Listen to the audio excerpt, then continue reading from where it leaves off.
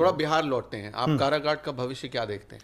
पवन सिंह काराकाट का भविष्य तो हम तो मतलब भारतीय जनता पार्टी के एक कार्यकर्ता हैं, हम चाहते हैं एनडीए वहाँ से जीते, लेकिन सीट जो है थोड़ा सा कॉम्प्लिकेटेड स्थिति में है, ये बात सत्य है। पवन सिंह के आ जाने के वजह से जो है ये लड़ाई जो है वो ट्रायंगुलर हो गया, त्रिकोणीय हो गया। और फिर भी जो है बीजेपी के साथ धोखा किया पवन बीजेपी सिंह। के साथ कहाँ से, बीजेपी तो वहाँ पे बीजेपी नहीं के नहीं, बीजेपी के साथ धोखा किया उन्होंने ना। एनडीए ने अपना उम्मीदवार उतारा, उन्हें तो उन्होंने पहले बीजेपी ज्वाइन किया, उनको तो बीजेपी के साथ बीजेपी ने उन्हें मौका तो दिया था। देखिए पीछे तो वही हटे। सब कोई जो है उस हिसाब से त्याग नहीं कर पाता है। मैं तो चाहता हूं, भगवान से प्रार्थना कर रहा हूं कि भारी बहुमत से जो है पश्चिमी चंपारण लोकसभा क्षेत्र से डॉक्टर संजय जायसवाल जी जीते। मैं चाहता हूं अगर वो बीजेपी में रहते और बीजेपी जो है सरकार बनाती केंद्र में, और फिर 2025 में जो है विधानसभा का चुनाव में जो है बीजेपी की सरकार आती, तो बीजेपी ये बात कहती कि पवन सिंह जी का इसमें योगदान था।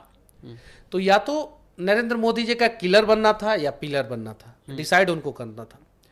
अब उनके कुछ समर्थकों ने सजेशन दिया होगा, या उनका अपना पवन सिंह कहते भी है कि पवन को कौन रोकेगा, मैं तो अपने मन का राजा हूं। जब चली पवन तब नहीं नहीं, हाँ, दबदबा था, दबदबा है, दबदबा रहेगा। और जितना चौक चौराहा पर राजपूत सब बांह चढ़ा के कहा है कि दबदबा है, जितना पिछड़ा है सब सुन रहा था। बोला नहीं, अच्छा, ये बातें जो है आने नहीं, दो नहीं, ईवीएम। नहीं नहीं नहीं, राजपूत समाज तो भारतीय जनता पार्टी के साथ है, उसमें नो डाउट। उसमें काराकाट में मैं बोल रहा नहीं हूं। नहीं नहीं, हर जगह मैं कह रहा हूं वो कुछ लोग दिखेंगे, क्योंकि सबको पता है भाई राम जी का मंदिर, मर्यादा पुरुषोत्तम श्री राम, रघुवंशी राजपूत, रघुवंशी, ठीक है।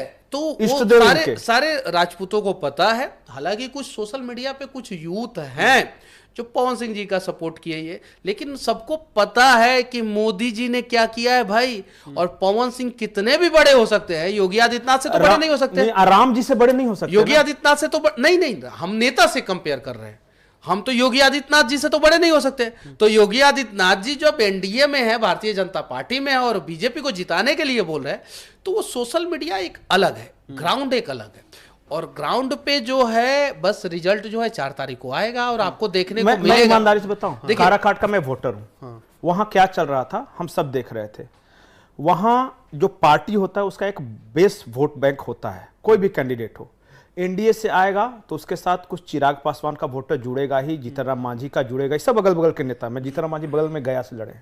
उसके बाद बीजेपी का अपना वोटर होगा, कुशवाहा का अपना वोटर होगा। तो मिला जुला के कोई कैंडिडेट कोई भी रहता है 2-2.5 लाख से शुरू करता है। उसी तरह आरजेडी का भी है। राजाराम कुशवाहा के पास सीपीआई का कैडर है, आरजेडी का कैडर है, कांग्रेस का कैडर लगा हुआ है।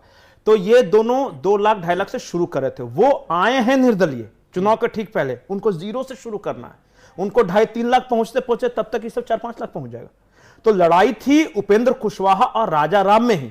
शोर था पवन सिंह का, मीडिया कवरेज पवन सिंह को मिल रहा था, लड़के पवन सिंह के थे, रील्स पवन सिंह के लोग बना रहे थे। और चौक चौराहों पे शहर में, खास करके अंदरूनी गांव में नहीं, शहर में गोह चले जाइए, रफीगंज चले जाइए, रोहतास चले जाइए, 4 ठो टीका लेके अब दबदबा था, दबदबा है, दबदबा रहेगा। मैं बोल रहा हूं ये जो बात है ना, वहां जो पान लगाने वाला है ना, उसके पान दुकान के सामने ही जो बोल रहे थे कि एकदम राजपूत चित्तौड़गढ़ जीत जाएगा, तो बेचारा बोल नहीं रहा था। उसका धंधा है कि कुछ बोलेगा तो इसे मारा पीटी करेगा। तो चुप है, लेकिन वो मन मन सोच रहा है कि आने दो ईवीएम, मार देंगे हम दूसरा को। अच्छा,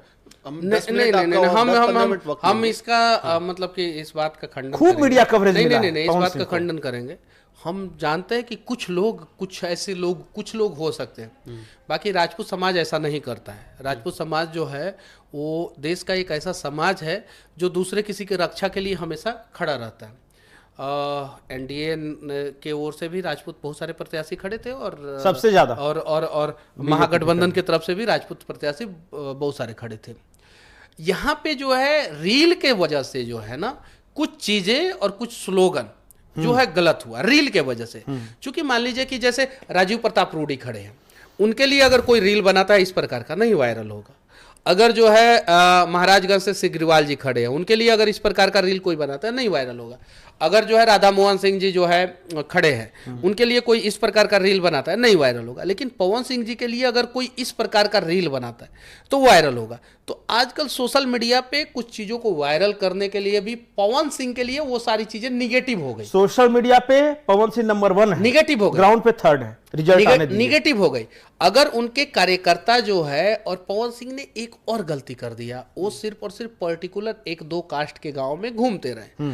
अगर उनको जो है जीतना था चुनाव, तो वो चूंकि उनके साथ जो समर्थक थे वो यूथ थे, पॉलिटिकली वो लोग जो है उतना मेच्योर नहीं थे। उन लोगों ने जहां जहां गाइड किया वहां वहां चले गए वो बेचारे।